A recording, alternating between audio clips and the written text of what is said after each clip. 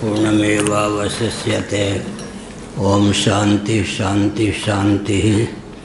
नामापि ते च मधुरं मधुरं स्वरूपं, कर्मापि ते च मधुरं मधुरा स्मृतिश्च। बुद्धिं प्रबोधय प्रभो मधुबोधशक्तिं, विद्यां प्रयच्छ परमां परिभावयामि।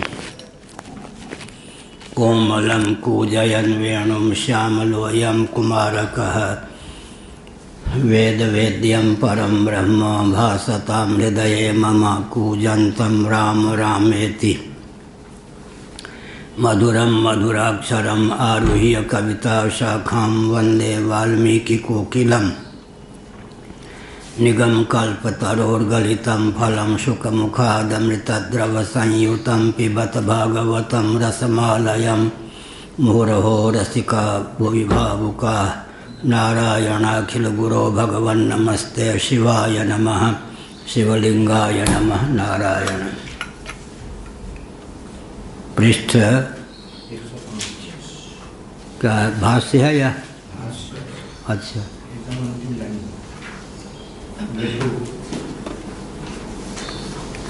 भाष्य कौन सी लाइन? ठीक है, ठीक। बृहदारण्यक उपनिषद 1:3 पृष्ठ 105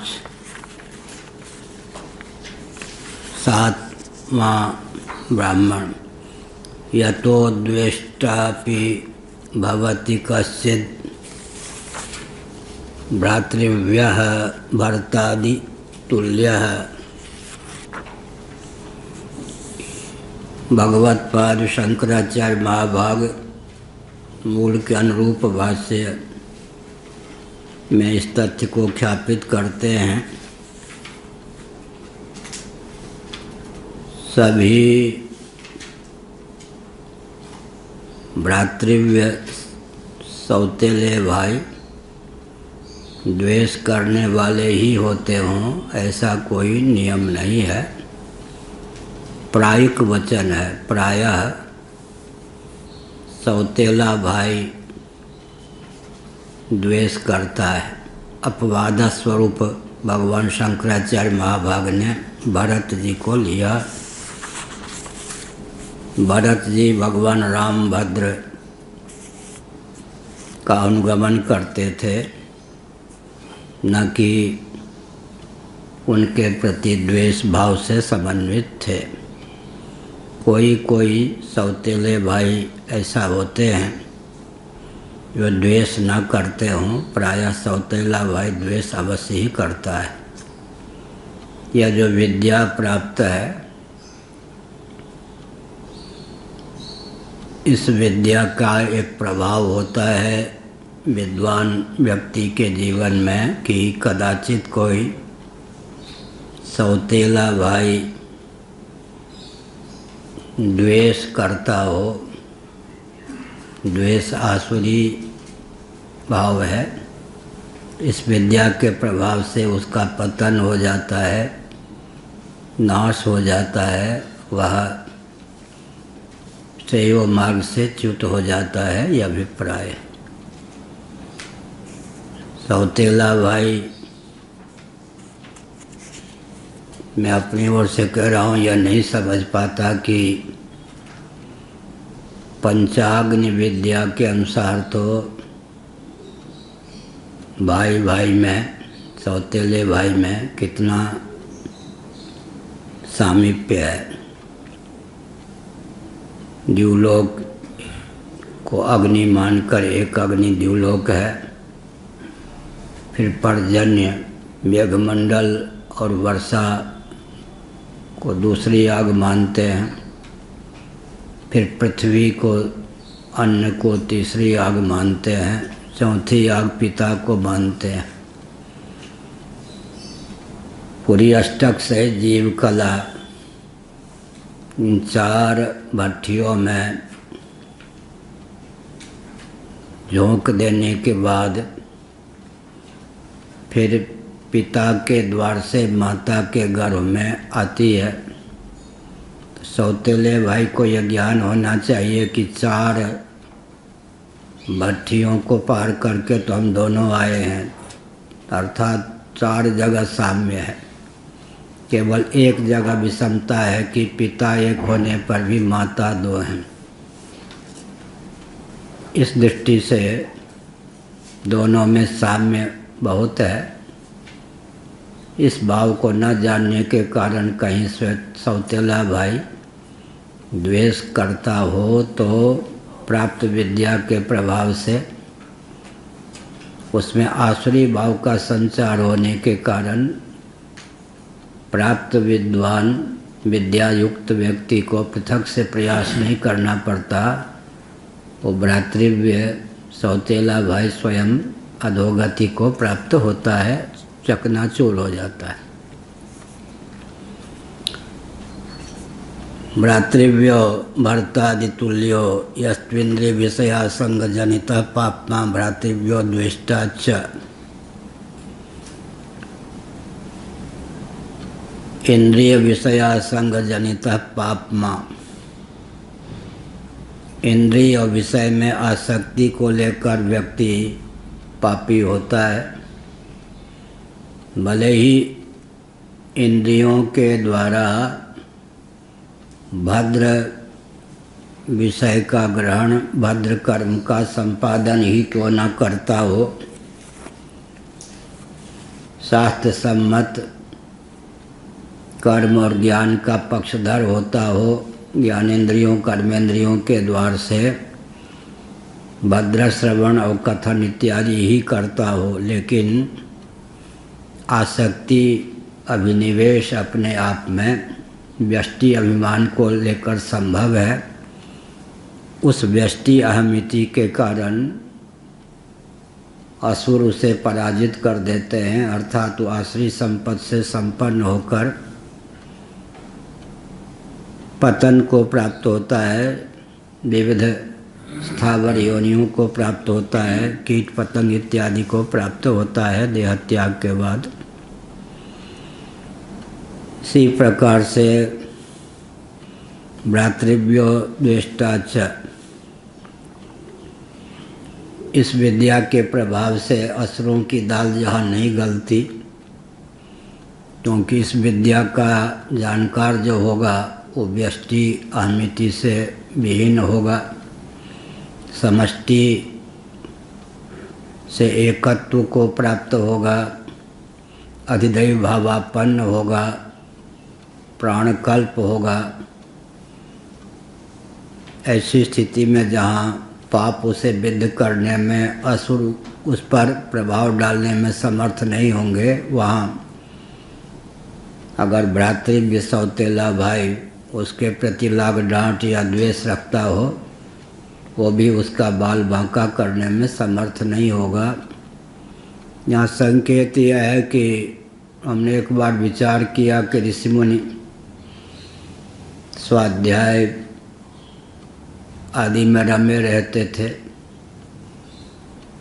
श्री भारती कृष्ण जी महाभाग ने सनातन धर्म नामक उनके द्वारा विरचित जो अंग्रेजी में पुस्तक है उसमें लिखा है, अगर सनातन धर्म के अनुसार कोई जीवन यापन करता है तो 12 घंटे तो दैनिक कृत्य में ही लग जाएंगे शास्त्र सम्मत।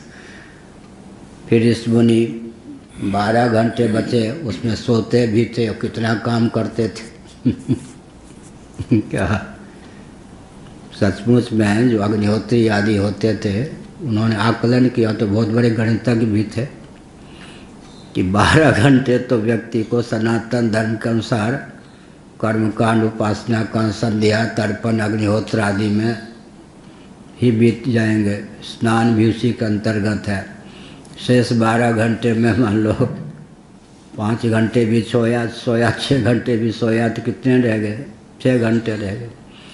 6 घंटे का समय वो जीविका का अर्जन, परिवार का पालन और पूरे विश्व के हित में ऐसा लगाते थे, उपासना के बल पर, कर्म के बल पर।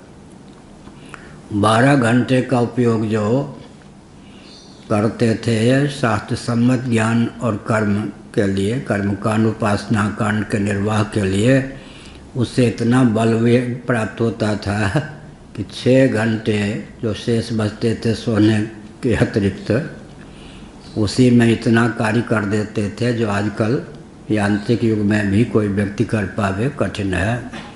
तो अभिप्राय यह है कि मैंने विचार किया, फिर ऐसे महर्षियों का योगक्षेम कैसे वहन होता होगा। निष्किंचन तो उत्तर यही मिला हृदय में, छांदोग्य उपनिषद आदि पढ़ने और पढ़ाने का अवसर प्राप्त हुआ तो जो विद्या ही उनका योगक्षेम वहन करती थी।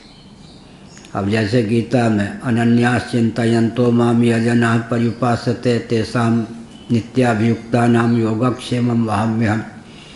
यहाँ भगवान की उपासना ही भगवान को प्रेरित करके योगक्षेम का वहन करवा देती है, नहीं स्वधर्मनिष्ठ। ऐसे ही अब शत्रु को मारने के लिए पृथक प्रयास की आवश्यकता नहीं। क्या यहाँ लिखा कि इस विद्या के प्रभाव से ही कदाचित सौतेला भय तो एक क्या है उपलक्षण है। कोई भी ऐसे विद्वान के प्रति, निष्ठावान के प्रति लाग डांट द्वेष रखता हो, उस विद्वान की विद्या ही उसकी रक्षा कर लेती है। क्या योगक्षेम का वहन भी करती है, शत्रु आदि का दमन भी विद्या कर देती है, यह अभिप्राय। इस विद्या के प्रभाव से व्यक्ति फिर जीवन में क्या करते थे, अनावश्यक चाकरी, दरवाजे, सेठ साहूकारों के दरवाजे, राजाओं के दरवाजे खटखटाते नहीं थे, अहंकारी होते नहीं थे और दरवाजे खटखटाते नहीं थे। ना हम न दैन्य, दैन्य अहम दोनों से रहित होते थे, यह अभिप्राय। अब इस प्रकार की विद्या लुप्त हो जाने पर फिर सारी विसंगतियाँ हैं। बड़े महापुरुष तो कुछ अपने को ही प्रमाण मानकर शिक्षा देते हैं लोगों को, उन पर उंगली नहीं उठानी चाहिए। लेकिन महाभारत में द्रोणाचार्य ने क्या कहा युधिष्ठिर जी को, भीष्म जी ने क्या कहा, कृपाचार्य ने क्या कहा, मामा शल्य ने क्या कह दिया। पुरुष मनुष्य अर्थ का दास है, अर्थ पुरुष का दास नहीं है। दुर्योधन ने मुझे अर्थ से बांध रखा है, रोना आ जाता है। लीला पक्ष जो भी हो, व्यावहारिक पक्ष तो बता ही दिया उन्होंने। भीष्म जी वो थे जो दुर्योधन के पिता कोई रक्षक थे, पालने वाले हैं। और विश्व में उनके समान कोई मर्त्यलोक में तो योद्धा था ही नहीं।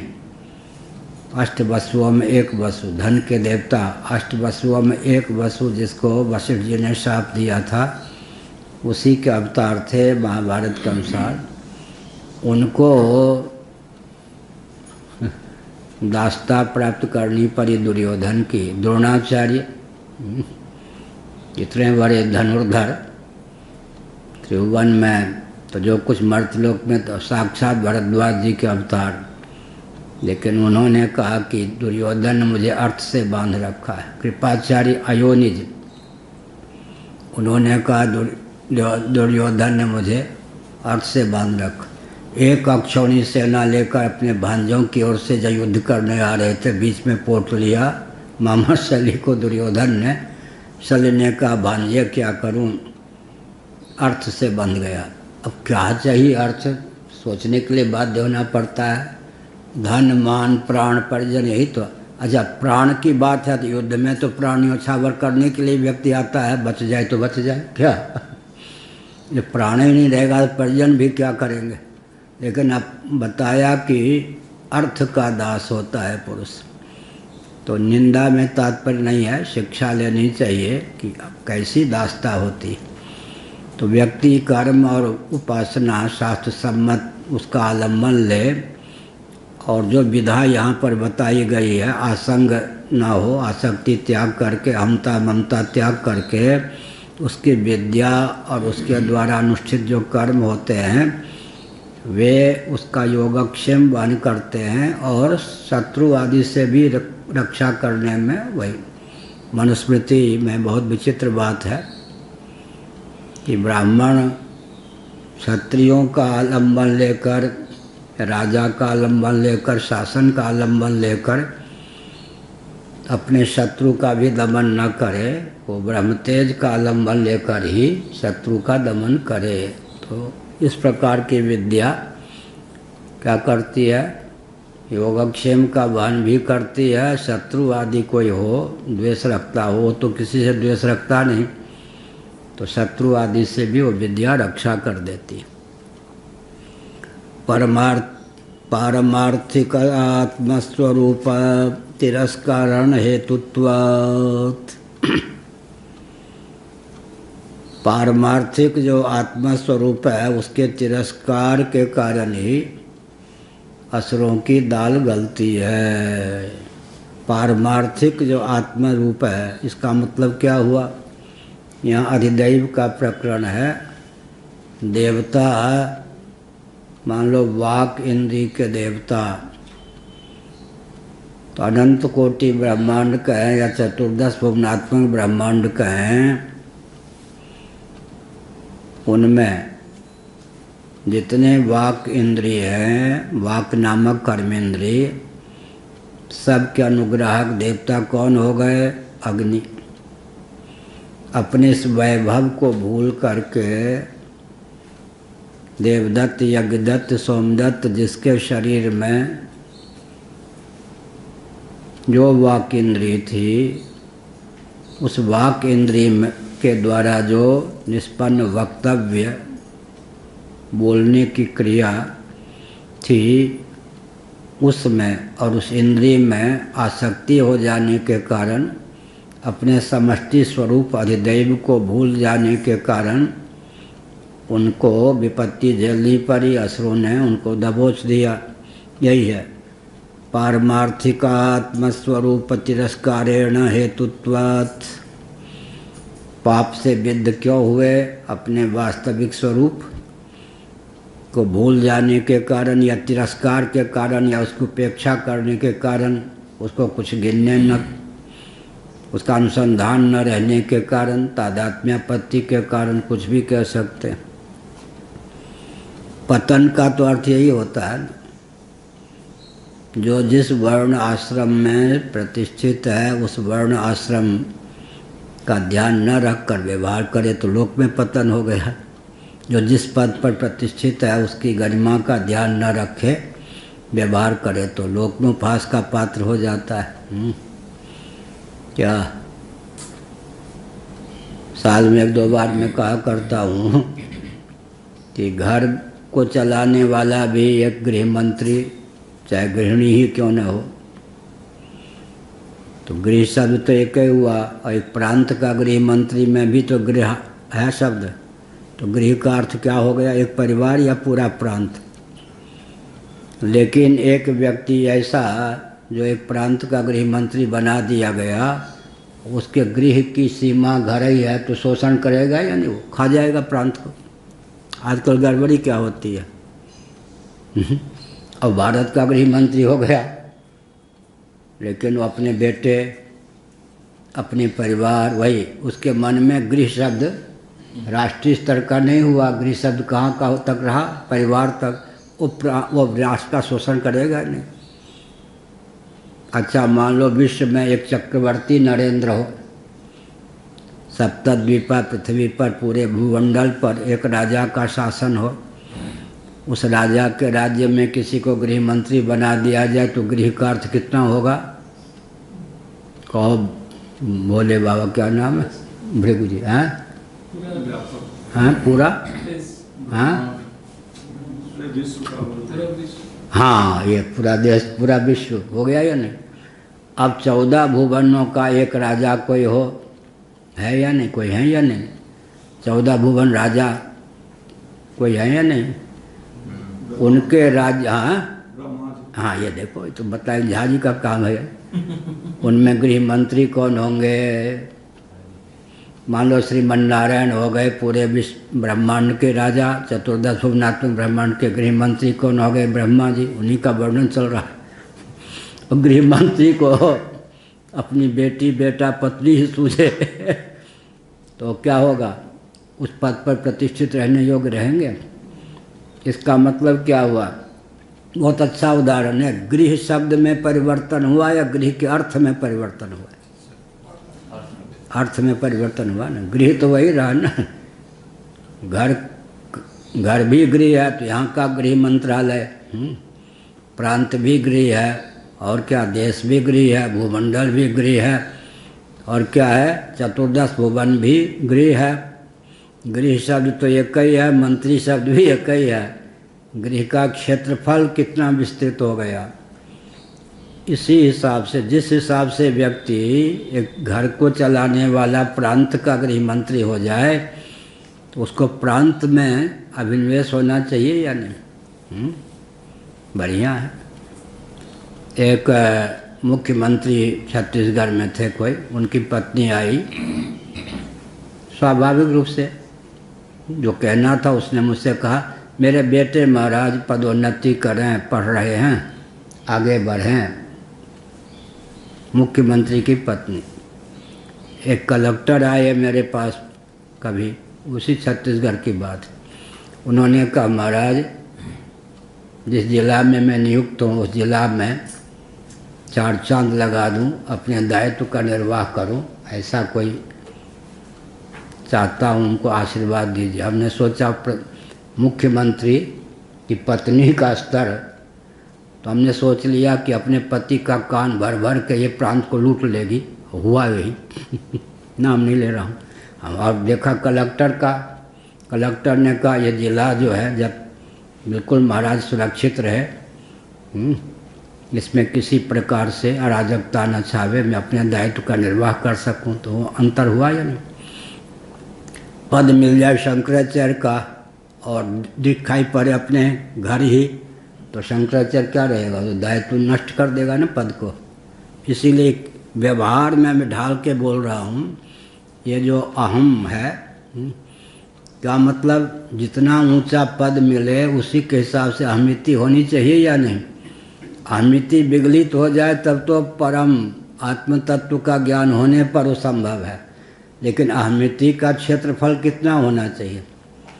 जो पद प्राप्त है कम से कम उस पद के अनुसार तो अहमिति की विस्तृति, अहमिति का फैलाव होना चाहिए या नहीं, विस्तृत होना चाहिए या नहीं, तब काम बनेगा। पारमार्थिकात्म स्वरूप तिरस्करण हेतुत्वात्, आखिर पतन क्यों हुआ? इसीलिए हुआ कि पारमार्थिक माने अधिदैव का जो पारमार्थिक माने वास्तविक स्वरूप है, जो उसका स्तर है, उसी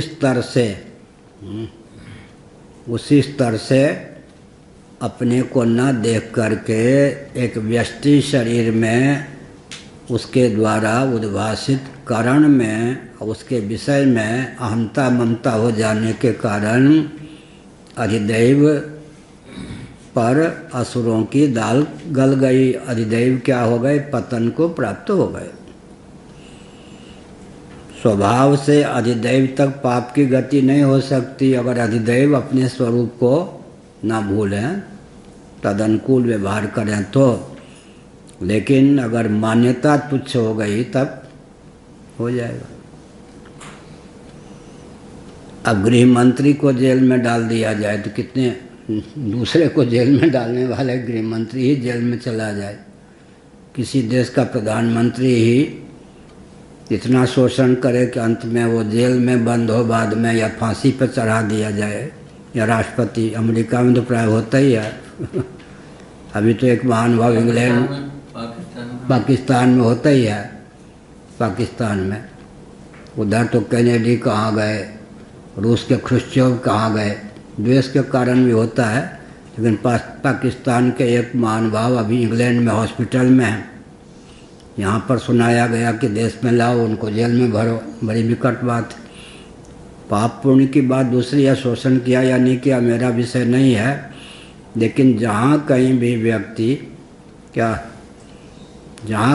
व्यक्ति जिस पद पर है, जो हाँ उसके अनुकूल अहमिति ना होने पर हीन अहमिति के कारण बन जाता है, माने असुर हो जाता है, आसुरी भाव से समन्वित हो जाता है।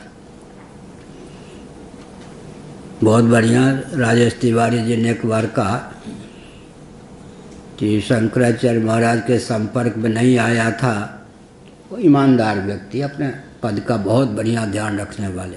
उनके यहाँ जो रहते हैं व्यक्ति पूछने जाते तुम्हें गर्मी तो नहीं लगती, ऐसी ठीक है या नहीं, बहुत ऊँचे। लेकिन उन्होंने कहा बड़ी सभा में, हम भगवान की उपासना करते थे, मांगते थे हमारा घर ठीक रहे, परिवार ठीक रहे, कभी सोचते ही नहीं था कि देश, राष्ट्र, विश्व सबका कल्याण हो। संपर्क में आने पर इतना अंतर पड़ा कि भगवान से मैं सबके हित की, हिंदुओं के हित की, धर्म के हित की बात करता हूँ, उनसे प्रार्थना करता हूँ, सबका भला हो। तो अंतर पड़ता है या नहीं? इसीलिए यहाँ पर अजदैव सच परा भवति विशीर्यते लोष्टवत् प्राण परिस्वंगात्। सच परा भवति विशीर्यते लोष्टवत् प्राण परिस्वंगात्। वह पराभव को प्राप्त होता है, चकनाचूर हो जाता है, जैसे कि मिट्टी का लौंदा, ढेला अगर जोर से बजर पड़े पत्थर पर तो चकनाचूर हुए बिना रह जाए, संभव नहीं। प्राण परिस्वंगात, करण में परिस्वंग माने अभिनिवेश, रागान्वित होने के कारण, व्यष्टि तादात्म्यापत्ति के कारण, इस प्रकार से। कस्य तत्फलमित्याह या एवं वेद। तो इसका अर्थ हुआ कि अगर ऐसे विद्वान के प्रति, विद्वान माने निष्ठा संपन्न व्यक्ति के प्रति कोई अपनी नादानी से, मूर्खता से क्या रखता हो, द्रोह रखता हो, तो अपने आप उसी प्रकार वो चकनाचूर हो जाता है। जिस प्रकार मिट्टी का ढेला बहुत वेग पूर्वक, बल पूर्वक पत्थर पर बजरे तो पत्थर का बालवा का क्या होगा, मिट्टी का ढेला चकनाचूर हो जाता है। यह फल किसको प्राप्त होता है? या एवं वेदा, जो इस प्रकार जानता है। जानने का अर्थ मैंने बताया, कर्मकांड में जानने का अर्थ क्या होता है? जानने के बाद कर्म में प्रीति प्रवृत्ति। उपासना कांड में या एवं वेद का जानने का अर्थ क्या होता है? तदनुकूल निष्ठा। और ज्ञान कांड में भी तदनुकूल निष्ठा। ठीक है, केवल जानने में, न कर्म कांड में, न उपासना में, न ज्ञान कांड में या एवं वेद शब्द का प्रयोग होता है। समझा, फिर उसके अनुसार करने के लिए तत्पर हो गए। समझे कि नहीं? समझे कि नहीं का मतलब, मैंने जो कहा उसको सुनकर, समझकर तदनुकूल करने के लिए तुम उद्यत हो या नहीं? यह तो यहाँ य एवं वेद का अर्थ है। हाँ, वाक इंद्रिय के देवता कौन है? अग्नि। अब रट लिया, किसी के पूछने पर बता भी दिया, उससे काम नहीं चलेगा। ऐसा यथोक्तम। अब यहाँ पर किसका वर्णन चल रहा था? प्राण का। प्राण की क्या विशेषता थी, आगे भी कहेंगे। प्राण की विशेषता क्या है? थी किसी करण में 14 जो करण हो गए, पंच कर्मेंद्रीय, पंच ज्ञानेंद्रीय, मन बुद्धि चित्त अहंकार, किसी करण में तादात्म्यापत्ति प्राण की नहीं होती। क्या? सबका पोषक हो, उससे जितने पोषित हैं किसी के प्रति रागान्वित न हो, तो प्राण हो गया या नहीं व्यक्ति? क्या कहा? सबका पोषक हो, लेकिन जो उससे पोषित हैं किसी में रागान्वित न हो, तो प्राणकल्प हो गया व्यक्ति। उसका कोई बाल बांका नहीं कर सकता। यह अग्नि में ज्ञान आदमी बोलते हैं तो पावक होता है। क्या कहते हैं? अग्नि जब बोलते हैं काम अग्नि, क्रोध अग्नि, तो मुख्य अग्नि है या गौण अग्नि? पंचाग्नि मैंने कहा ना, अग्नि से उपमित करते, उपमान प्रमाण है ना ये, क्या क्या है ये, क्या है, दुर्वासा है। तो इसका अर्थ क्या हुआ? अन्य में अन्य का बुद्धिपूर्वक आरोप हुआ या नहीं? किसका? हाँ, दुर्वासा, ठीक है। ये क्या है? ये तो बृहस्पति हैं भाई, बृहस्पति। तो जब हम कहेंगे कामाग्नि, क्रोधाग्नि, द्युलोक को अग्नि कहेंगे, पर्जन्य को अग्नि कहेंगे, उपनिषद ने कहा या नहीं? फिर क्या कहेंगे? पृथ्वी को अग्नि कहेंगे, फिर पिता को अग्नि कहेंगे, माता को अग्नि कहते। आई एम बर्निंग फायर, वो कहते थे आत्मानंद जी। मुझसे बात करता है तू? वर्ण के भूमिहार थे, वैसे ही स्वभाव भी था, भाव होने पर भी बढ़िया। मैं निंदा नहीं कर रहा, जला दूंगा, मैं जलता हुआ प्रज्वलित अग्नि हूँ, ठीक। तो क्या अर्थ हुआ? तो जब कहे कोई मैं जलता हुआ प्रचंड अग्नि हूँ, अरे अरे ये दुर्वासा, इससे बचना। माता अग्नि है, पिता अग्नि है, पृथ्वी अग्नि है और पर्जन्य अग्नि है। अन्य में बुद्धिपूर्वक अन्य का आरोप जो हुआ ना, तो मुख्य अग्नि कौन है? अरे जिससे भोजन बनता है, जिसमें हवन करते हैं, अन्यों में आरोप हुआ या नहीं? मातृदेवो भव, तो मुख्य देव कौन हुए? परमात्मा। माता में परमात्मा बुद्धि आरोप है या नहीं? यह तो ज्ञानाग्नि का अर्थ क्या हुआ? ज्ञानाग्नि मन, अच्छा ये तो शेर है, शेर। हाँ, एक पंजाब के व्यक्ति आते थे मेरे पास, कुछ पूरा तो नहीं, कुछ विक्षिप्त से थे, आनंदमयी माँ के साथ शिष्य थे। मेरे पास आते थे जब मैं वहाँ वृंदावन में रहता था। मेरी शेरनी ने 2 शेर जने हैं। मेरी शेरनी माने पत्नी के लिए कहते थे। मेरी शेरनी ने 2 शेर जने हैं, 2 बेटों के लिए। तो पत्नी को कहा शेरनी, पत्नी नहीं आती थी, उसे हम आते थे। मेरी शेरनी ने 2 शेर जने हैं। तो जंगल वाले शेर या ये? क्या हुआ? शाबाश, शेर बहादुर है, शेर है, शेर। शेर जैसी क्रूरता सूरता तो हो, लेकिन ये नहीं कि चबा जाए। एक हैं विश्वम्भर जी वकील,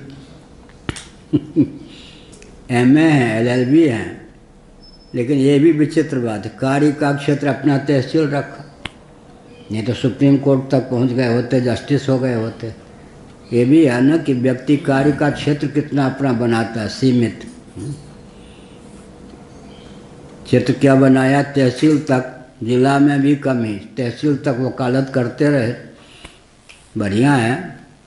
तो अभी प्रयाग में या कहाँ बोल रहे थे जब हम थे, कहना चाहते थे शंकराचार्य बड़े क्रूर हैं, डर लगता उनको हमसे, पता नहीं हम डांटते तो नहीं, पर फिर समझ के क्या कहा, कठोर। क्या ठीक है?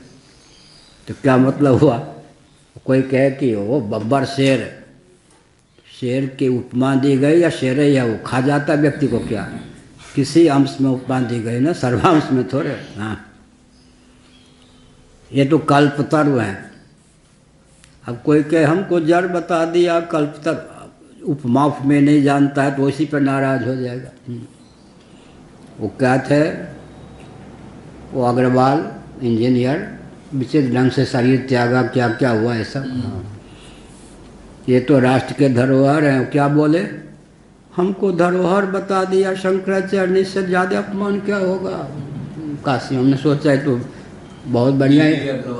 हाँ, मैं इतने बड़े रहे कि अक्ल कुछ नहीं है। अक्ल ना होने के कारण जहाँ फंसना था वहाँ जाके चक्कर गए। ऊंचे से ऊंचे पद पर है, उसको मत देखे, उसके स्तर क्या है, क्या ये हमने बहुत ध्यान रखा। अमुक अमुक गोपालानंद, ये सब बहुत ऊंचे इंजीनियर थे, सब कुछ थे, लेकिन स्तर देखा कि स्तर कुछ नहीं है।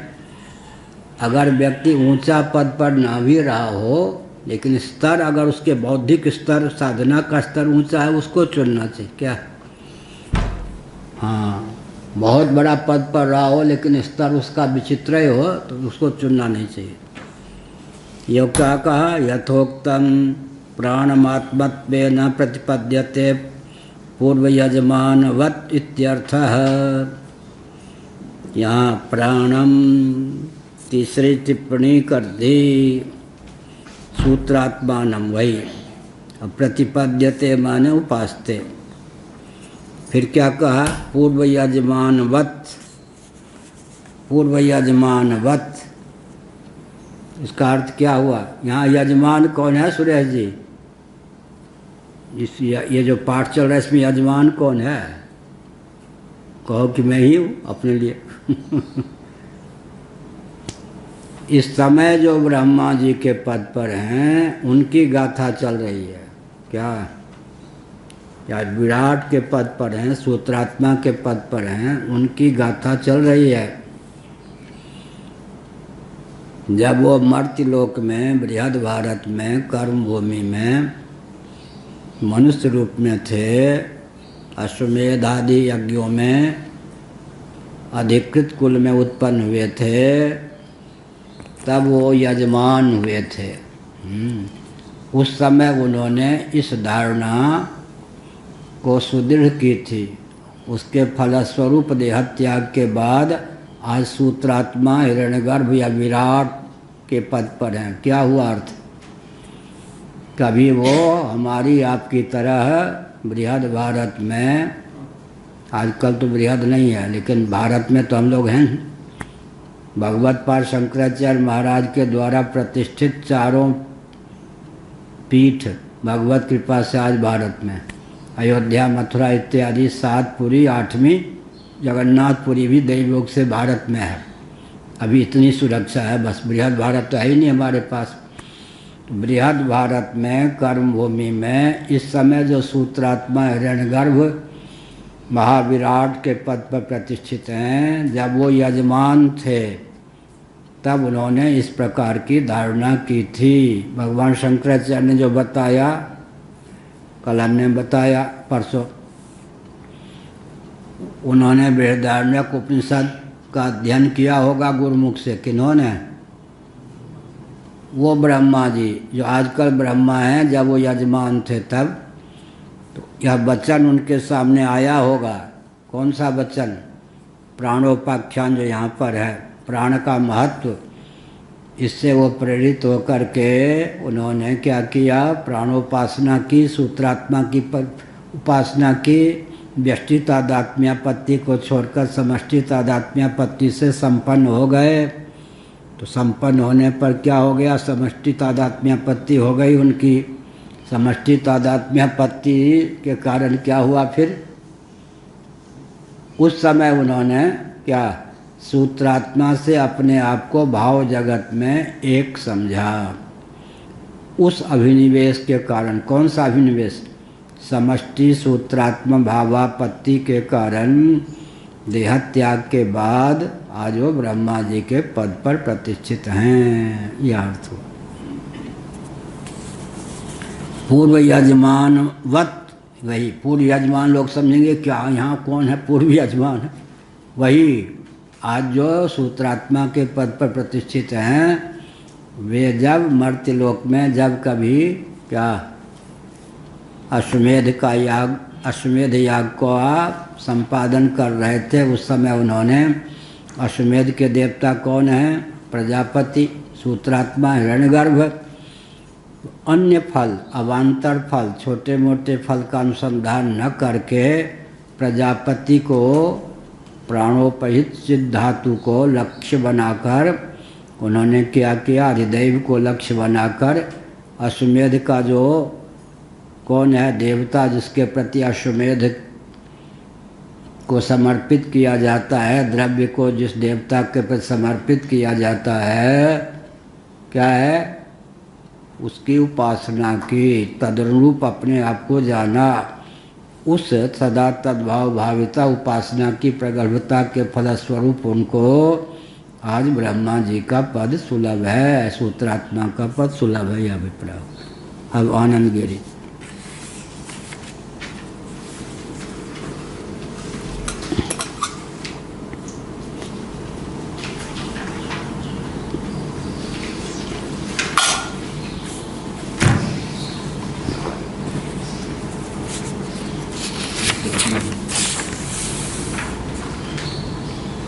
पृष्ठ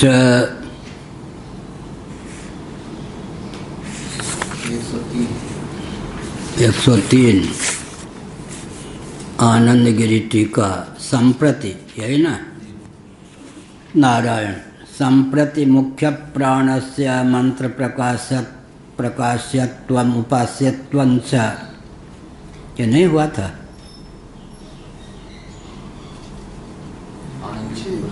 आनंद गिरी नहीं हुआ? चलो,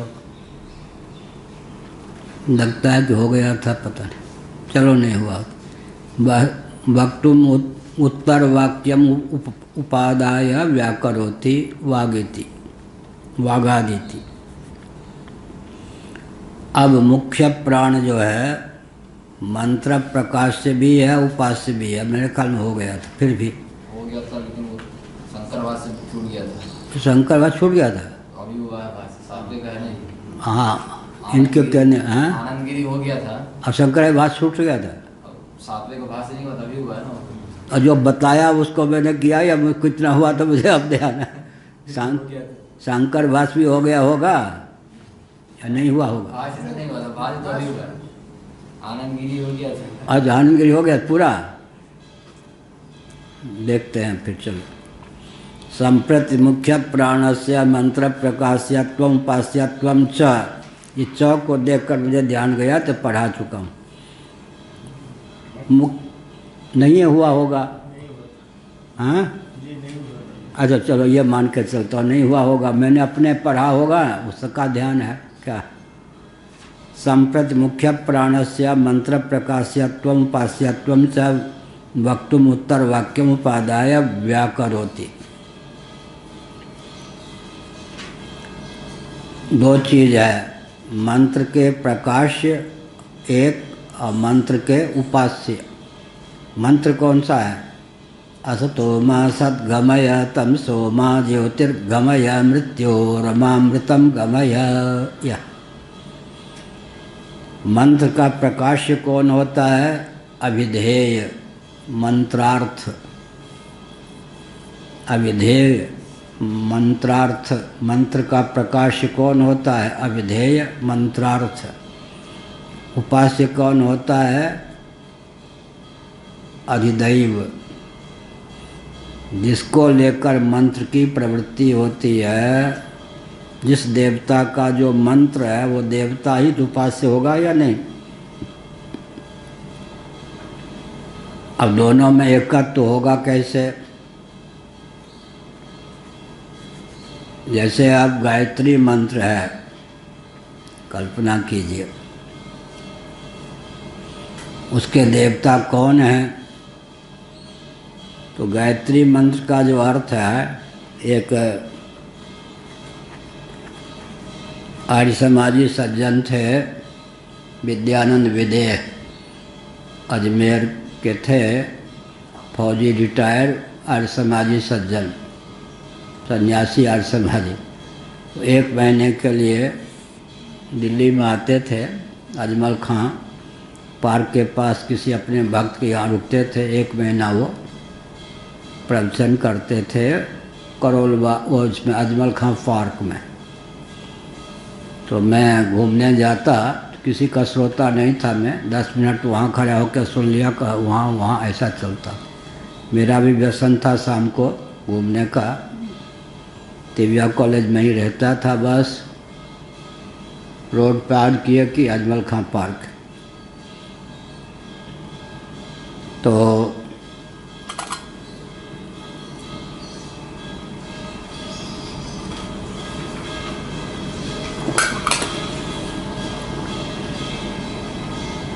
वो अपना आर्य समाजी थे, गायत्री मंत्र आदि की व्याख्या करते रहते थे। हमारे भाई ने कहा कि तुम्हें साइंस पढ़ना है। हमने कहा अच्छी बात है। तो हमको DCM हायर सेकेंडरी स्कूल में ले गए।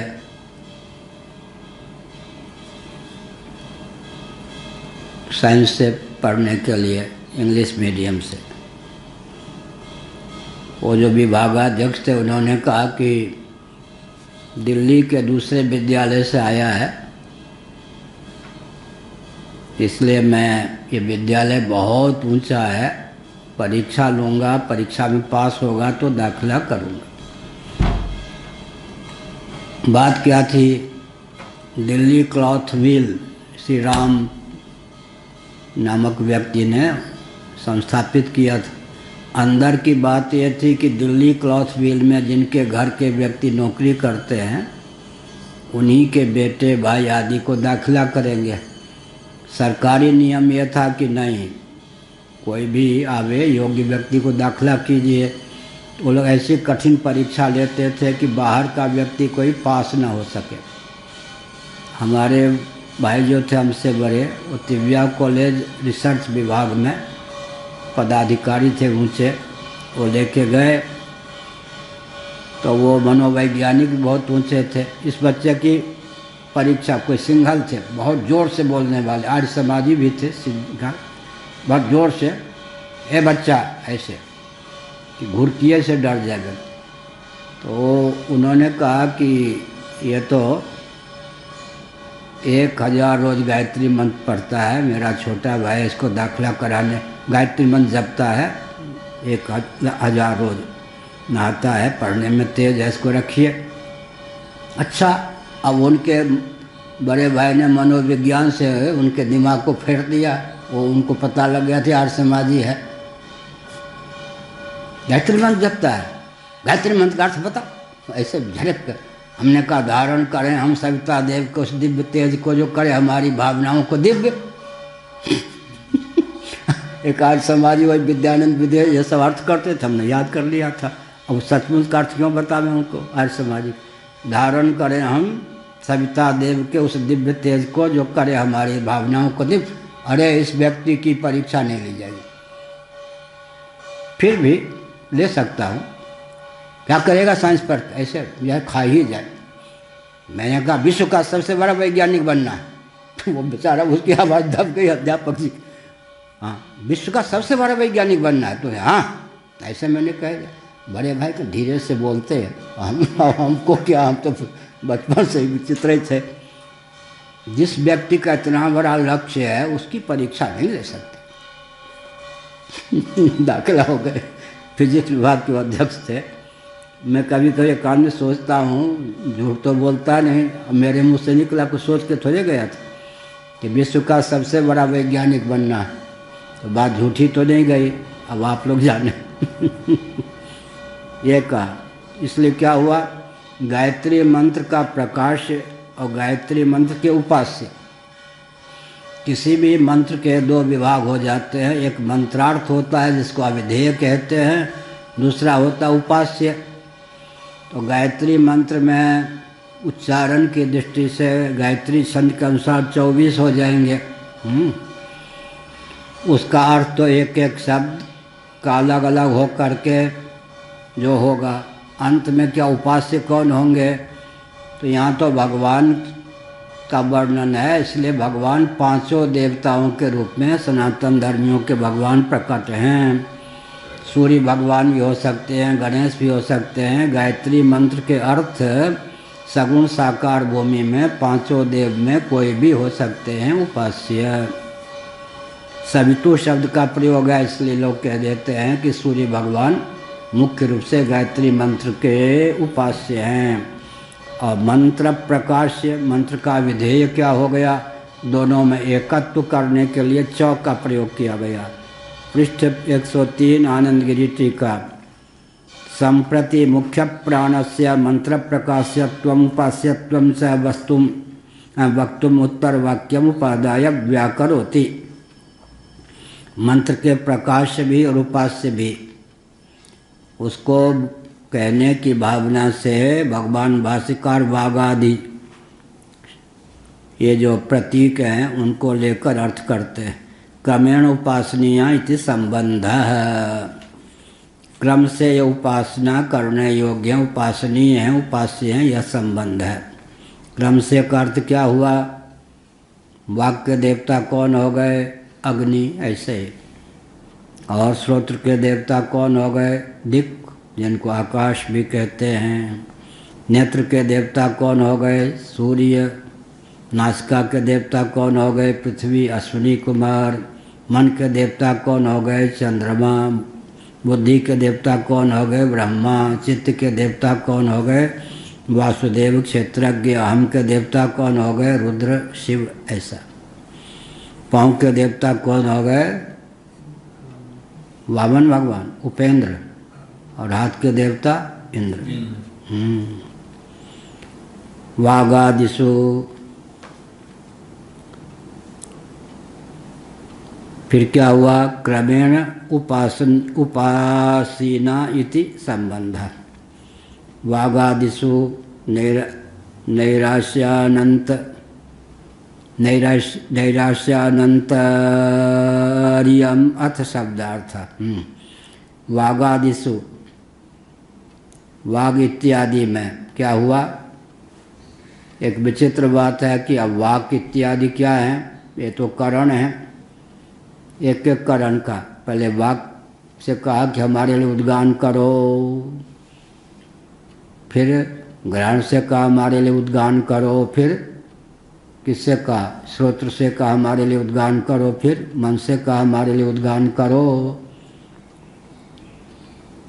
अंत में निराशा हुई, कोई भी उद्गाता सिद्ध नहीं हो पाए। उद्गाता, उद्गान करने पर भी उद्गाता क्यों नहीं सिद्ध हो पाए?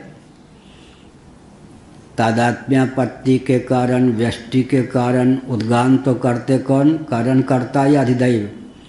लेकिन अधिदैव में तत्त शरीर में जो अध्यात्म कारण, उसी में व्यामोह होने के कारण, आसक्ति होने के कारण, अहमता होने के कारण क्या हुआ? निराशा प्राप्त हो गई। किनको प्राप्त हो गई? देवताओं को। उद्गाता होने योग्य नहीं, अर्थात उपास्य कौन होगा और अविधेय कौन होगा? विषय चल रहा है। मंत्र का उपास्य कौन होगा? मंत्र का अविधेय कौन होगा? दोनों में एकत्व किस प्रकार होगी?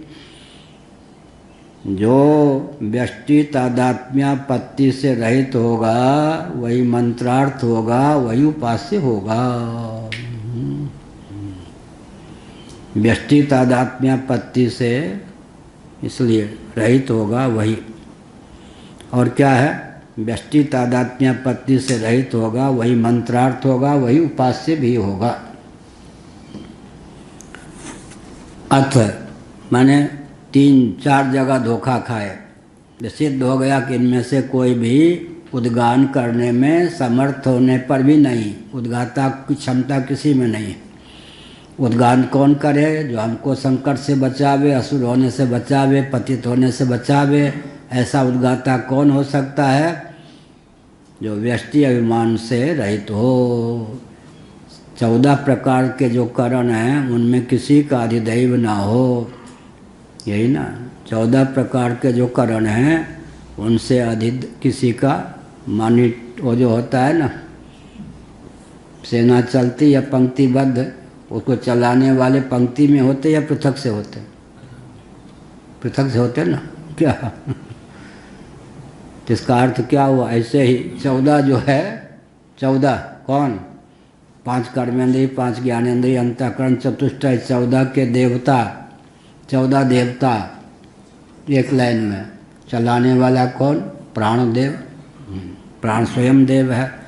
वो 14 में किसी में नहीं, 14 से न्यारे हैं या 3 लोक से मथुरा न्यारी। 14 भुवन हो गए, 14 भुवन से प्राण न्यारा, 14 देवताओं से प्राण न्यारा। यह हुआ। प्राण ही मंत्रार्थ होगा। और प्राण ही किसका मंत्रार्थ? कौन सा मंत्र यहाँ चल रहा है? असतो मा सद्गमय, यहाँ ये न भूलना चाहिए। असतो मा सद्गमय तमसो मा ज्योतिर्गमय मृत्योरमामृतम गमय। असतो माँ एक जाति में एक वचन करके अर्थ करेंगे तो क्या हो? जाति में एक वचन। समष्टि में भी प्रधानमंत्री जब भारत के बोलेंगे तो मैं का अर्थ ये हम होगा या नहीं, प्लूरल में होगा या नहीं, पूरे देश के प्रतिनिधि होकर। राष्ट्रपति जब वो घर की बात अलग है, जो राष्ट्रपति बोलेंगे प्रधानमंत्री तो उनका जो एक वचन होगा वो भी क्या होगा? समष्टि परक, राष्ट्र परक होगा या नहीं? आजकल बड़ी विचित्र बात, वो जो सर संचालक महोदय ने यह बात कही ना, उनके मुंह से निकली, वो व्यक्तिगत बात थी उनकी कोई। अब हम कहें कि ये मेरी व्यक्तिगत बात थी, मैं शंकराचार्य के पद से नहीं बोला, वाह भाई, अब माने जाएंगे शंकराचार्य। प्रधानमंत्री कहेंगे मेरी व्यक्तिगत बात थी, ये नहीं। अब तो क्या है, प्रधानमंत्री ही, तो तादात्म्यपत्ति भी होनी चाहिए। इसीलिए कहा तो कौन उद्गाता होगा, उद्गान करने में समर्थ कौन होगा? व्यष्टि अभिमान से रहित। व्यष्टि अभिमान से रहित कैसे होंगे? 14 में से कोई नहीं। 14 में से कोई नहीं का अर्थ क्या हुआ? एक बार लाल बहादुर शास्त्री जी को नेहरू जी ने अनुविभागीय मंत्री बनाया। बड़ा उपहास हुआ। विभागीय मंत्री तो होते हैं ना, वित्त मंत्री ये सब, ये कौन सा अनुविभागीय मंत्री? अनेक खामखा लटका दिया, कुछ बात नहीं। अनुविभागीय मंत्री, नैमिष वाले बहुत सूक्ष्मदर्शी थे।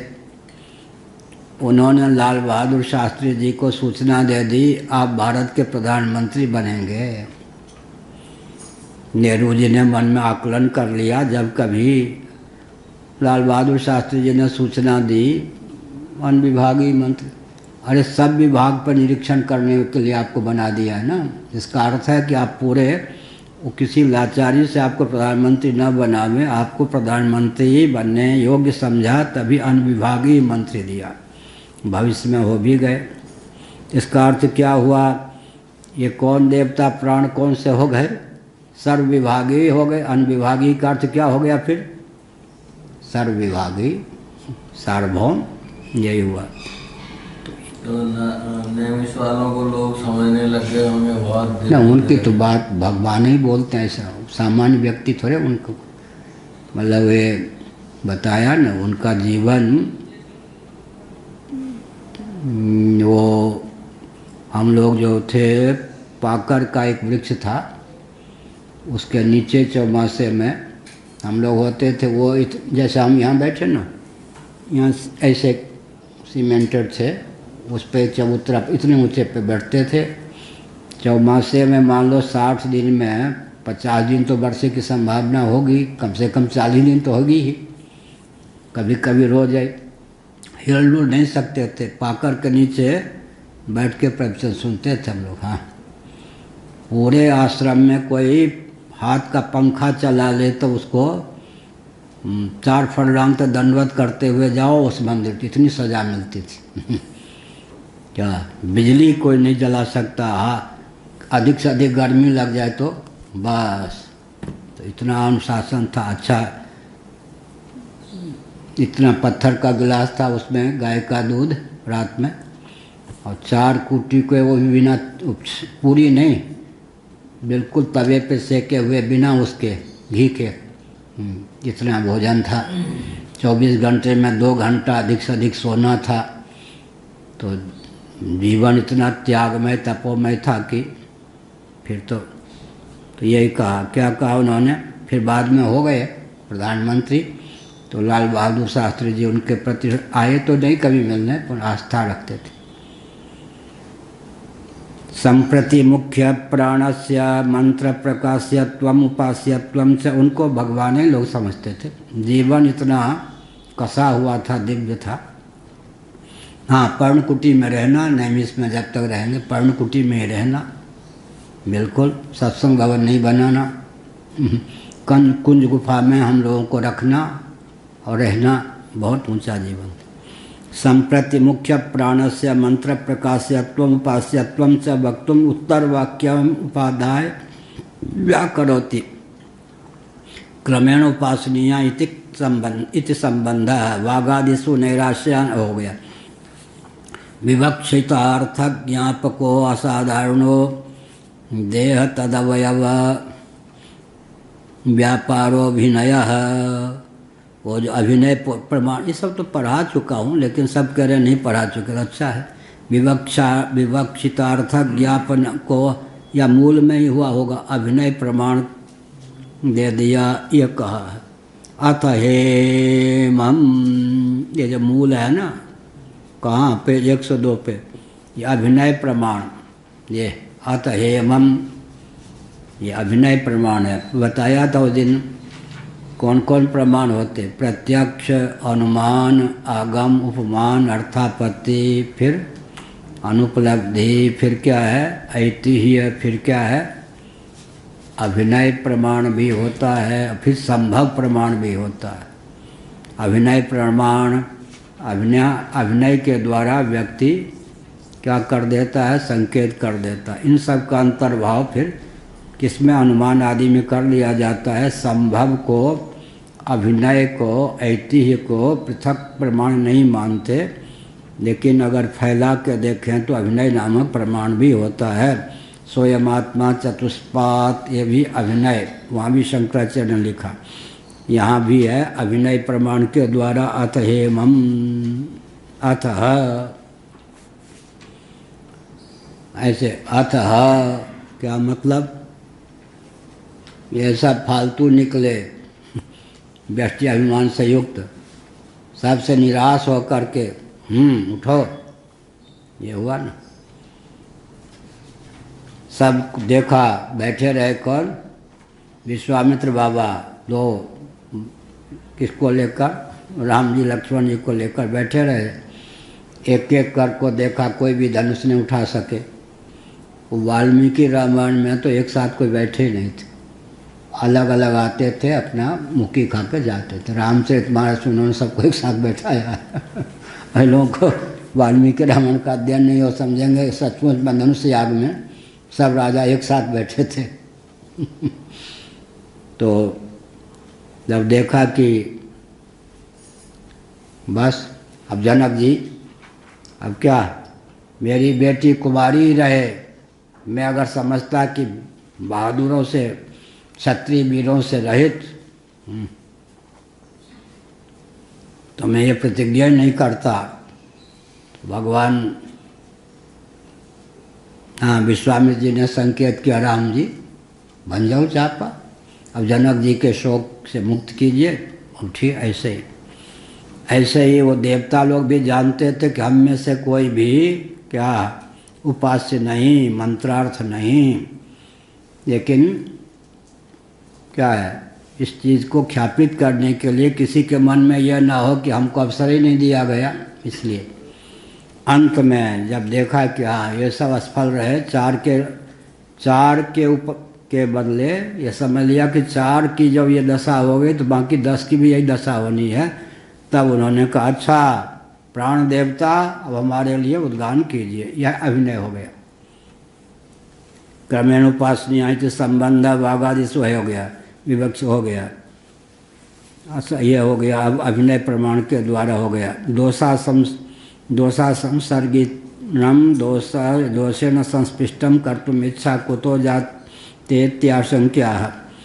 फिर असुर लोग घात लगाए थे, दोष से संसर्ग हो जाए, इनका दोषी सिद्ध हो जाए, ये भी 4 खाने चित्त हो जाए, इस प्रकार से घात लगाए थे। उन्होंने सोचा 4 तो गए, 4 के 4 ही गए, लेकिन बाकी 10 को भी तो समझ लेना चाहिए, 14 के 14 चले गए। अब ये आए हैं, इनको भी मैं पहले की तरह पाप से विद्ध कर दूं। स्वेन इति तदभ्यासानुवृत्त्या तस्य पाप्म संसर्गकरणस्य अभ्यासवशात् इति यावत्। बात क्या थी? बात यह थी कि 4 जगह सफल में हो गए थे तो व्यसन हो गया था। क्या? इसको भी अपने बस में कर लूँगा, इसको भी बस में कर लूँगा, इसको भी बस में कर लूँगा। उस अभ्यास वासना के कारण, जैसा कि मैंने कहा था, अतिशय लोभ बकुलवही कीन्हा, क्षण में प्राण ककुरवही लीना। बगुला मछली का शिकार करते करते इतना क्या हो गया, अभ्यस्त हो गया कि केकरे का शिकार करना चाहा, केकरा ऐसा निकला कि उसके गले दबा के मार दिया। ऐसे ही प्राण पे भी बजर पड़े, माने प्राण को भी अपने वशीभूत करने का प्रयास किया, लेकिन चकनाचूर हो गए। क्यों? प्राण जो है व्यष्टि अभिमान संपन्न होता ही नहीं, समष्टि। इसीलिए क्या हो गया, वो मंत्रार्थ भी सिद्ध हो गया। कौन? प्राण का अर्थ प्राण नामक जो देवता हैं किसी करण विशेष के तो है नहीं, इसलिए सार्वभौम देवता होने के कारण वो क्या हो गए? मंत्रार्थ भी हो गए। मंत्र क्या? असतो मा सद्गमय तमसो मा ज्योतिर्गमय मृत्योरमामृतम गमय। वो मंत्रार्थ भी हो गए और क्या हो गए? उपास्य भी हो गए। कौन? प्राण। असतो मा सद्गमय।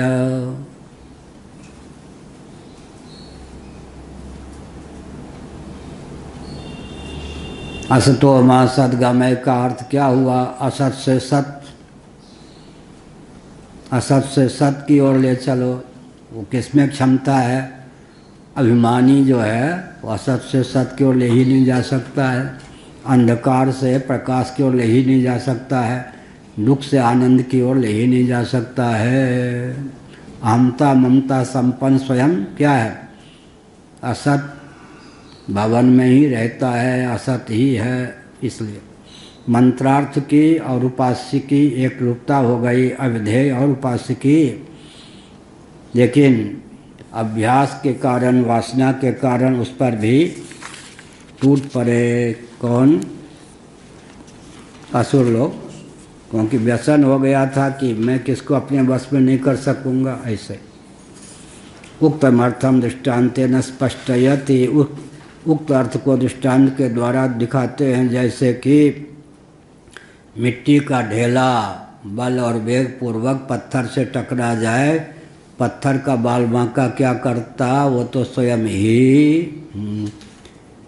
क्या हो जाता? चार खाने चित्त हो जाता है, बिल्कुल उसके रवे विकीर्ण हो जाते हैं, चकनाचूर हो जाता है। एक बार हमारे पड़ोसी के यहाँ बचपन की बात है, इतना बढ़िया इतना गुड़ की चक्की आई, खंती बोलते हैं ना लोहे की, खनन करते हैं, तो चाकू आदि से काम नहीं चला, हाथ से नहीं काम चला। पड़ोसी जो है वो गड्ढा उड्ढा खोलते हैं ना ऐसे लोहे के, खंती से खंती टूट गए, वो गुड़ का वो नहीं टूटा। हाँ, हमारे पूर्वाचार्य जी, एक जगह की बात है, सच्ची बात है, चौमासे की। तो आज क्या है, कन्या राशि है या सिंह राशि, माने क्या गेहूँ की व्यवस्था बढ़िया है तो सिंह राशि, नहीं तो कन्या राशि। तो अलख ने कह दिया आज तो सिंह राशि। फिर ऐसे लांग चढ़ा करके रसोई घर में पहुंच गए, बनाया नहीं।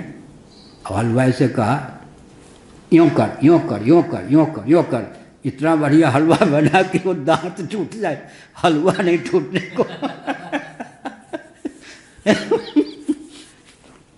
अब वो तो पंडित थे, विद्वान पंडित, लोगों ने कहा महाराज आज का तो हलवा।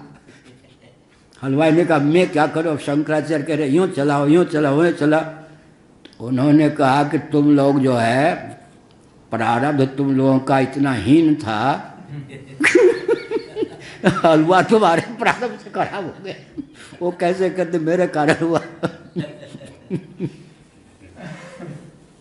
वो नहीं, तो इसको अभ्यास हो गया था। वो क्या किया उसने, बजर पड़ा प्राण पर, प्राण पे बजरने पे क्या हो गया, चकनाचूर हो गया। कैसे? जैसे ढेला मिट्टी का पत्थर पे गिरे। असुर नाशे न आसंगज नित पाप योगे, आसंग जनित पाप वियोगे हेतुमाह। असुर नाशे न असंग जनित, ठीक है, आसंग जनित पाप का वियोग हो जाने के कारण, पाप क्या है? प्रमाद। प्रमाद क्या यहाँ पर है? व्यष्टि अभिमान। व्यष्टि अभिमान है तो प्रमाद है, प्रमाद है तो पाप है, पाप है तो फिर असुरों की जीत है, हमारी हार है। ठीक है। असुर होने से बचने के लिए क्या करना चाहिए महापात्र जी, सुरेश महापात्र? अरे चुपचाप सुनना चाहिए, कुछ बोलना नहीं चाहिए ना। हाँ ये बढ़िया, ठीक कहा, बढ़िया। कौन सा अहंकार? व्यष्टि अहंकार। देवता में समष्टि हम तो होते ही है क्या, समष्टि अहंता जो है, अहंता परिलक्षित होने पर भी अहंता का आभास है या अहंता है? क्या? आभास। ठीक है। जो सबसे प्रेम करता है वो सबसे असंग रहेगा या किसी में चिपक जाएगा? असंग रहेगा। समष्टि अहम जो है, अहमाभास हो जाता है। समष्टि अहम, समष्टि अहम, अहम तो है, देवता हो अहम ना हो क्या? क्या विश्व को भी, तेजस को भी, प्राग को भी देवता कोट में ले लेते ना। कौन सा? स्थूल प्रपंच में तादात्म्यपन, अहमिति संपन्न, ऐसा वैश्वानर आदि। तो समष्टि अहम जो है, समष्टि को लेकर तादात्म्यपत्ति हो गई ना, वो अहम क्या है? बंधन में हेतु नहीं है, असुर बनाने में हेतु नहीं है। या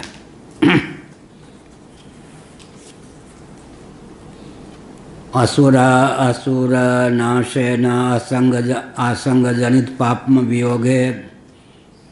तो फिर क्या हुआ? असुरों का तो नाश हो गया, तो असंग को लेकर जो पाप हो सकता था उसका निवारण हो गया। मैंने पाप हुआ ही नहीं तो वियोग हो ही गया। हेतु मह असंसर्गेति, उसका कारण क्या?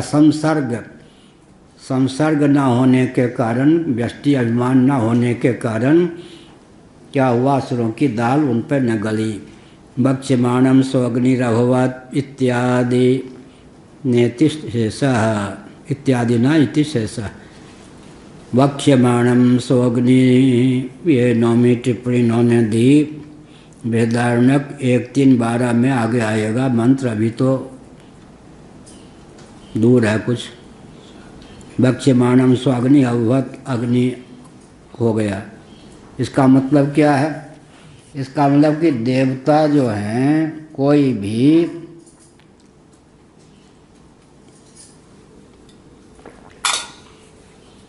पाप से विद्ध नहीं होते। क्या?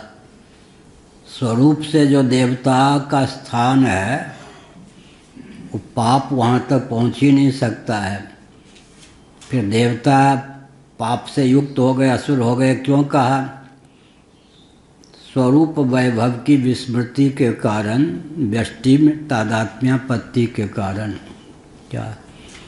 एक शरीर में एक वाक, एक नाक, घ्राण, एक क्या? कान। तो समष्टि वाक के अधिदैव है ना। तो अपनी विस्मृति के कारण एक शरीर में परिच्छिन्न एक करण में तादात्म्यापत्ति के कारण उनमें आरोपित पाप हो गया। पाप की मान्यता ये बंधे कीर मरकट की नहीं। वास्तव में तो देवता का जो स्वरूप है, उस स्वरूप की दृष्टि से देवता अपने को देखें तो देवता तक पाप की पहुँच ही नहीं सकते। पाप की पहुँच होगी तो देव पद को ही नहीं व्यक्ति प्राप्त होगा। यही का इसलिए आगे 1:3-12 में इस तथ्य का निरूपण किया जाएगा। जब देवता ही पाप से युक्त नहीं हो सकते, अपने स्वरूप को संभाल लें तो, अपने अनुरूप अपनी मान्यता रखें तो फिर जीव तक तो पाप पहुँचेगा ही। फिर ईश्वर कैसे? ईश्वर तक तो पाप पहुँचेगा ही, कोई प्रश्न ही नहीं है। यह कहा।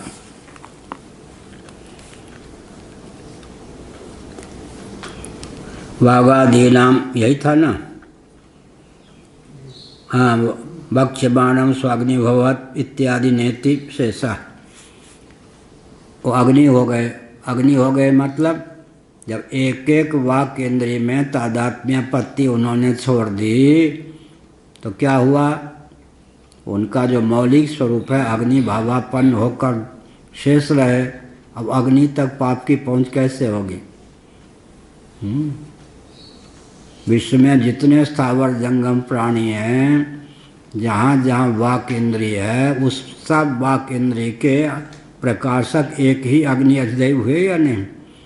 वहाँ तक तो व्यष्टि अहमिति की पहुँच नहीं, तो देवता स्वरूप से निष्पाप ही होते हैं, अपाप विद्ध ही होते हैं। केवल व्यष्टि में भ्रम के कारण, भूल के कारण, व्यासंग के कारण, उस समय अपने स्वरूप वैभव की विस्मृति के कारण तादात्म्यपत्ति हो जाती है।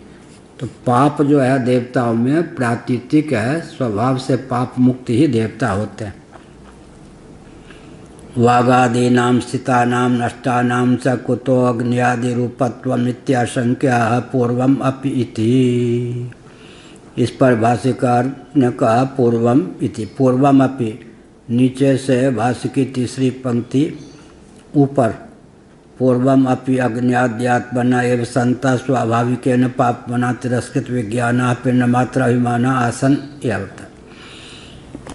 यथा पूर्व, पहले भी तो अग्नि इत्यादि देवता जो थे पाप से मुक्त ही थे, पाप उन तक पहुँचने में समर्थ ही नहीं था। केवल पिंड मात्र में, पिंड माने व्यष्टि मात्र में अहमिति के कारण निष्पाप होने पर भी पापयुक्त हो गए, माने अज्ञानकृत उनमें पाप था, स्वरूपतः पाप का संश्लेष हो ही नहीं सकता था। तो जैसे थे वैसे हो गए। अंतर क्या रहा? ये जो बीच में आसक्ति आ गई थी, उस आसक्ति का पुनोदन हो गया। आसक्ति का पुनोदन होते ही स्वरूप से तो देवता निष्पाप थे ही, निष्पाप हो गए।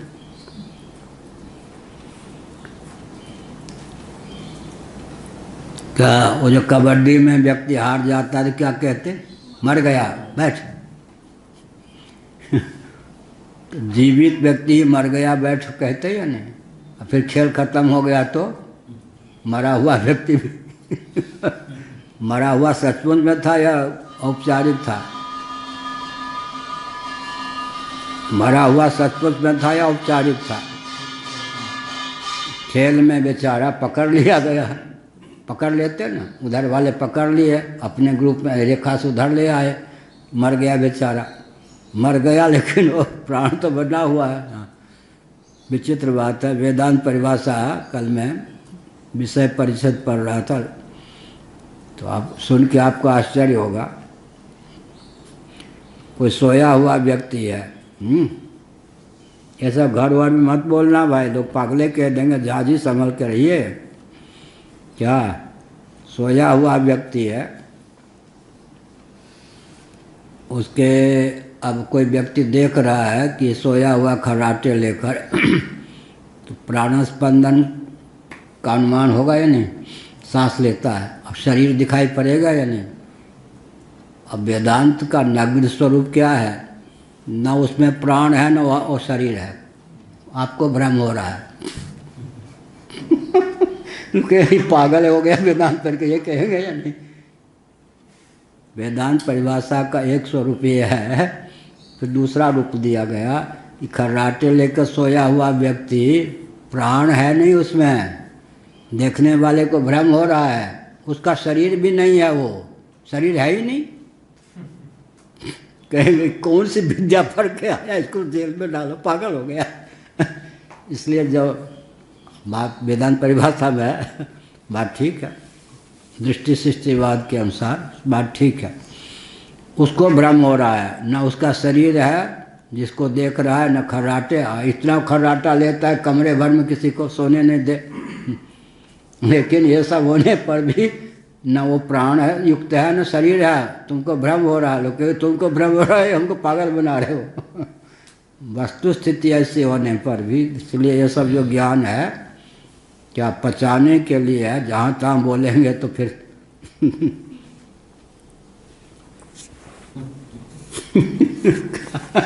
तो बोलेंगे ही ये सब नहीं बोलेंगे, वो तो कहाँ कार्यक्रम क्यों अब वेदांत का उपदेश करने लगे? अब नहीं, अभी तो नहीं करते। वेदांती लोग महाराज जी वैसे होते ही पागले अरे राम लोग इन्होंने डिग्री दे दी ये ठीक हो। सामाजिक व्यवहारिक नहीं होते, हाँ, व्यवहारिक लोग नहीं होते। कोई नाम लीजिए वेदांती हो व्यावहारिक न हो। क्या ब्रह्मानंद जी ये इन्हीं का ये वेदांती ज़्यादा है। पूज्य स्वामी अखंडानंद महाराज के ग्रंथ पढ़ पढ़ के बहुत बड़े वेदांती लोग हो गए थे, हैं भी।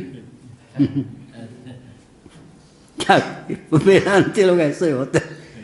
हमारे बिरगु जी हैं। हाँ यही है बढ़िया। नहीं सबसे बढ़िया तो ये है। कौन?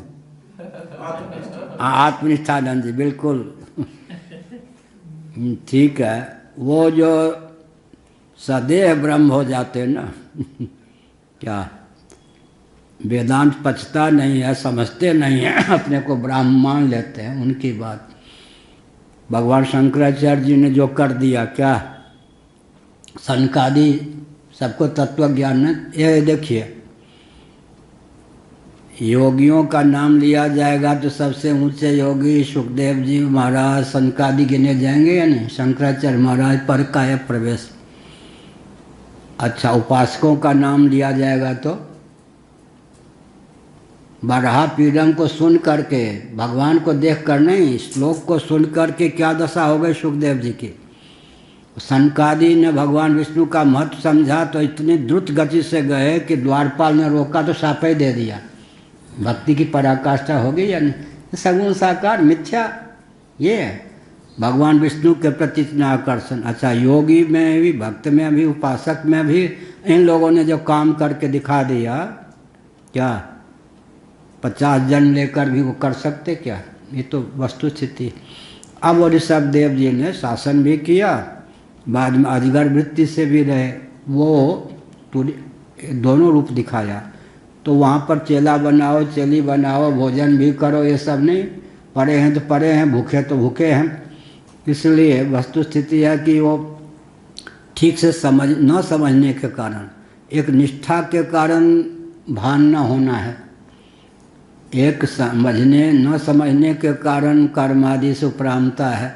अकर्तृत्व बुद्धि वाले हमने उदाहरण दिया ना, क्या अच्छा समय होगा। गति शून्य आकाश की गति का अतिक्रमण करने में कोई समर्थ है क्या? जहाँ जहाँ यान जाएगा, पक्षी जाएंगे, वहाँ वहाँ आकाश पहले से विद्यमान होगा या नहीं? जिसके जीवन में कर्तृत्व भोक्तृत्व बुद्धि नहीं है, उसके कर्म और भोग सबसे बड़े होंगे या विशाल? वो तो सबको जीवन देने वाला होगा। हो गया। ओम पूर्णमदः पूर्णमिदं पूर्णात् पूर्णमुदच्यते पूर्णस्य पूर्णमादाय पूर्णमेवावशिष्यते। ओम शांति शांति शांति। डॉक्टर गोविंदानंद जी से मैंने कहा कुछ जो बीमारी हो गई है वो थोड़ा आप उपासना कीजिए। मैं तो बद्ध हो जाऊंगा उपासना करने से, मैं तो ब्रह्म हो गया हूँ। हाँ तो हमने कहा फिर कष्ट पाइए। 1 घंटा समझाया बहुत मुश्किल से, आज नहीं वर्षों पहले।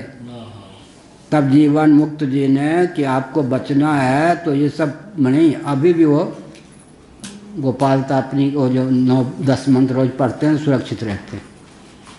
1 घंटा 1.5 घंटा समझाना पड़ा कि ये जीवन मुक्त ये सब मत बनो, बचना है तो इसका पाठ। मैं ज्ञान तत्वज्ञ होकर के पाठ कैसे करूँगा उपासना? भगवान ही बचा दे। हमको तो कभी नहीं होता, हम तो रोजे पाठ करते हैं, कभी नहीं होता कि पाठ कैसे करूँगा, जीव हो जाऊँगा। ऐसे जो तत्वज्ञ बन जाते हैं फिर इनका क्या होता होगा? वो तो फिर विषय लंपट या ईमानदार हुए तो पागल, या कलकुशल रहे तो मरने के बाद वृक्ष इत्यादि, बिच्छू इत्यादि। और क्या सामान्य ज्ञान है क्या? नारायण सबका भला हो।